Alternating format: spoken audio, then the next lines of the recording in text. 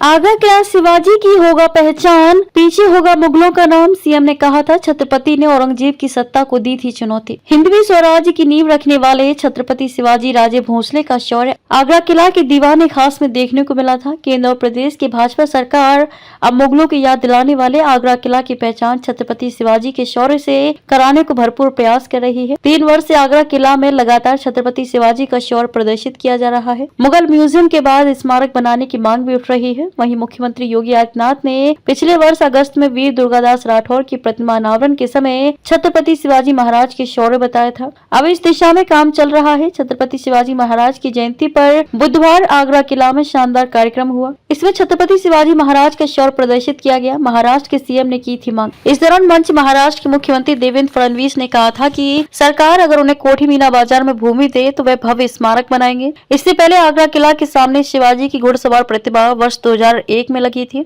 इसका अनावरण फरवरी 2001 में तत्कालीन गृह मंत्री लालकृष्ण आडवाणी, उत्तर प्रदेश के मुख्यमंत्री राजनाथ सिंह और महाराष्ट्र के मुख्यमंत्री विलासराव देशमुख ने किया था। आगरा में 2016 से बनना शुरू हुआ था म्यूजियम। वर्ष 2016 में शिल्पग्राम के समीप मुगल म्यूजियम का निर्माण शुरू हुआ था। इसके निर्माण पर 99 करोड़ रुपए व्यय हो चुके हैं और जनवरी 2020 से काम बंद पड़ा है। मुख्यमंत्री योगी आदित्यनाथ ने सितंबर 2020 में आगरा मंडल की समीक्षा बैठक में म्यूजियम का नाम बदलकर छत्रपति शिवाजी म्यूजियम रखने के निर्देश दिए थे। उनके निर्देशों पर म्यूजियम का नाम बदला जा चुका है। अब उत्तर प्रदेश के बजट में शिवाजी म्यूजियम के लिए 25 करोड़ रुपए की धनराशि स्वीकृत कर दी गई है। सीएम ने आगरा में दिया था बटेंगे तो कटेंगे का बयान। पुरानी मंडी चौराहे पर वीर दुर्गादास राठौर की प्रतिमा का अनावरण के समय मुख्यमंत्री योगी आदित्यनाथ ने शिवाजी के शौर्य को बताया था। यहाँ से दिया गया उनका बयान बटेंगे तो कटेंगे पूरे देश में चला। उन्होंने मंच से ये भी कहा था कि इसी आगरा में छत्रपति शिवाजी महाराज ने औरंगजेब की सत्ता को चुनौती दी थी और उसे बताया था कि वह कभी हिंदुस्तान पर कब्जा नहीं कर पाएगा। लोग मान रहे हैं कि भविष्य आगरा किला की पहचान छत्रपति शिवाजी के नाम से होगी, मुगलों का नाम पीछे हो जाएगा।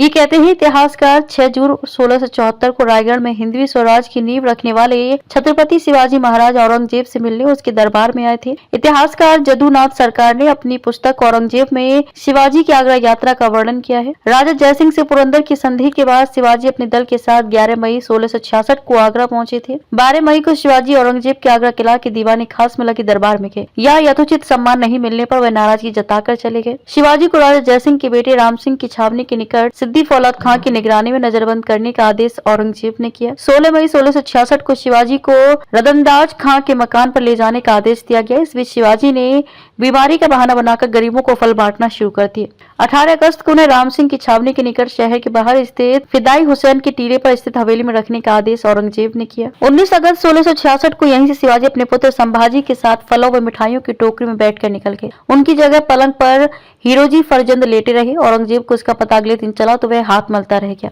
आगरा किला में 101 दिन रहे थे। जदुनाथ सरकार की पुस्तक के अनुसार छत्रपति शिवाजी महाराज आगरा किला में 101 दिन रहे थे। 12 सितंबर 1666 को वे राजगढ़ पहुंचे थे। कुछ इतिहासकारों ने शिवाजी के औरंगजेब की कैद से बचकर निकलने की तिथि 13 व 16 अगस्त लिखी है, जो पुरानी व नई तिथियों से गणना करने में होने वाले अंतर की वजह से है। आगरा किला में लगा है शिलालेख। आगरा किला में दीवाने खास के पास लगे शिलालेख में शिवाजी के औरंगजेब के दरबार में आने का जिक्र है। वर्ष 2017 से पहले यहाँ लगे शिलालेख में जिक्र था कि शिवाजी औरंगजेब के दरबार में बेहोश हो गए थे। तत्कालीन राज्यपाल राम नाईक ने इस पर आपत्ति की थी। उनका कहना था कि शिवाजी मूर्छित नहीं हो सकते, वे दरबार में टेक लगाकर बैठे होंगे। एएसआई ने इसके बाद शिलालेख बदलवा दिया था।